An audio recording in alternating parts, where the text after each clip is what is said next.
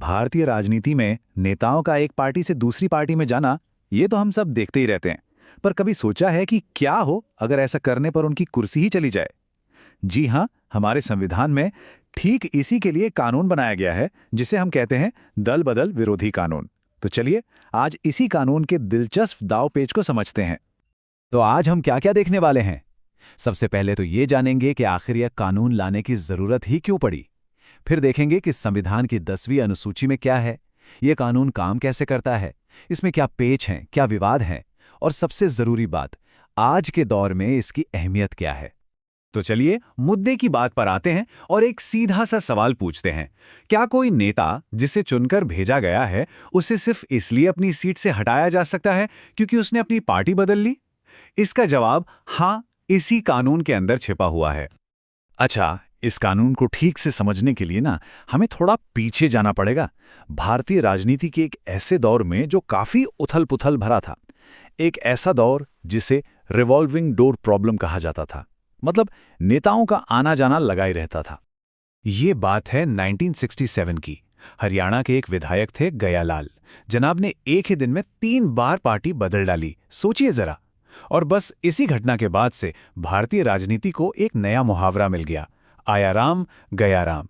ये उन नेताओं के लिए इस्तेमाल होने लगा जो अपनी कुर्सी के लिए, अपनी सुविधा के लिए फटाफट पार्टियां बदल लेते थे।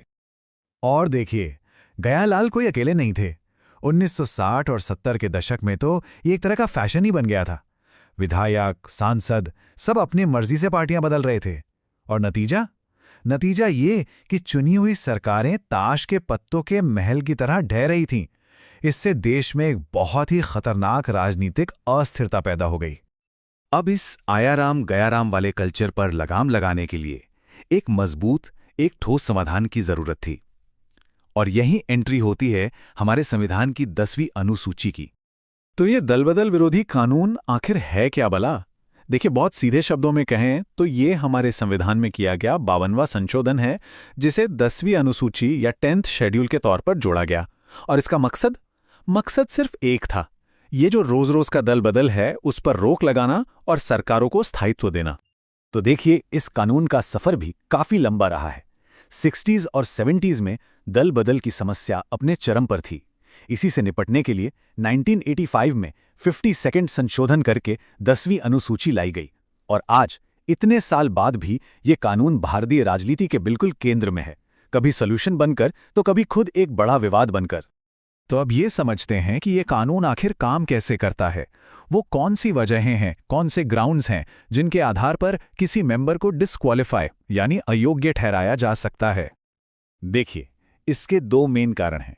पहला, अगर कोई सदस्य अपनी मर्जी से, स्वेच्छा से अपनी पॉलिटिकल पार्टी की मेंबरशिप छोड़ दे।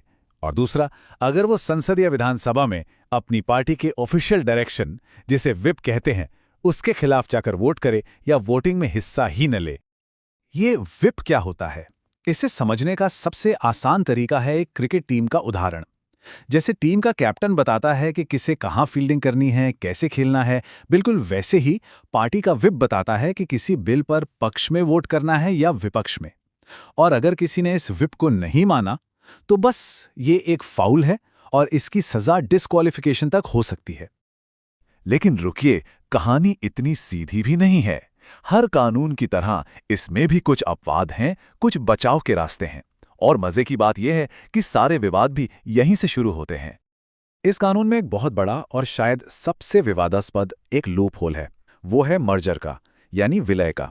कानून ये कहता है कि अगर किसी पार्टी के, ध्यान से सुनिएगा, कम से कम 2/3 यानी 2/3 विधायक या सांसद एक साथ मिलकर किसी दूसरी पार्टी में शामिल हो जाते हैं तो उसे दल बदल नहीं माना जाएगा, उसे एक कानूनी विलय का दर्जा मिल जाएगा। तो फर्क बिल्कुल साफ है। अगर 1 या 2 विधायक पार्टी बदलते हैं तो वो अपनी सीट गंवा बैठेंगे। लेकिन अगर 2/3 लोग एक साथ मिलकर पार्टी बदलते हैं तो कानून उन्हें प्रोटेक्ट करता है। इसे ही कहते हैं रिटेल में दल बदल गैर कानूनी, पर होलसेल में कानूनी। अच्छा, तो सवाल ये है कि ये फैसला कौन करता है कि कोई सदस्य डिस्क्वालीफाई होगा या नहीं? ये सारी पावर होती है सदन के अध्यक्ष के पास, मतलब लोकसभा में स्पीकर और राज्यसभा में सभापति। तो आप समझ सकते हैं कि इस पूरे खेल में उनकी भूमिका कितनी ज्यादा अहम हो जाती है। लेकिन क्या स्पीकर का फैसला ही आखिरी होता है? क्या उसे कहीं चुनौती नहीं दी जा सकती? मजे की बात यह है कि जब ये कानून बना था तब स्पीकर का फैसला फाइनल होता था। कोर्ट भी उसमें दखल नहीं दे सकती थी। लेकिन फिर सुप्रीम कोर्ट ने एक लैंडमार्क जजमेंट में इस पावर को लिमिट कर दिया। कोर्ट ने कहा कि स्पीकर का फैसला भी जुडिशियल रिव्यू के दायरे में आएगा। मतलब अगर फैसला गलत, पक्षपातपूर्ण या संविधान के खिलाफ लगता है तो अदालतें उसमें हस्तक्षेप कर सकती हैं और उसे बदल भी सकती हैं। तो सवाल यह है कि इतने साल पुराना ये कानून आज भी इतना ज़रूरी क्यों है? वो इसलिए क्योंकि आज भी ये कानून सरकारों को बनाने और गिराने का एक बहुत बड़ा सियासी हथियार है।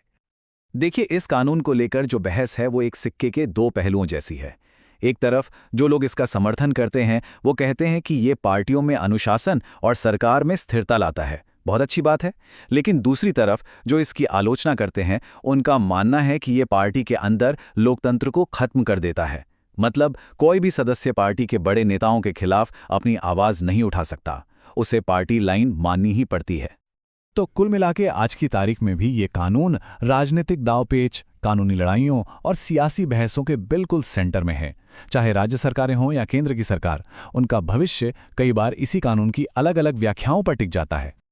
तो आखिर में हम एक बड़े सवाल के साथ छोड़ जाते हैं। क्या ये दल बदल विरोधी कानून हमारे लोकतंत्र की रक्षा करता है, या फिर ये सिर्फ पार्टी के बड़े नेताओं यानी पार्टी बॉस की ताकत को और बढ़ाता है, जो अपने ही सदस्यों की आवाज़ को दबा सकते हैं? शायद इस सवाल का कोई आसान जवाब नहीं है।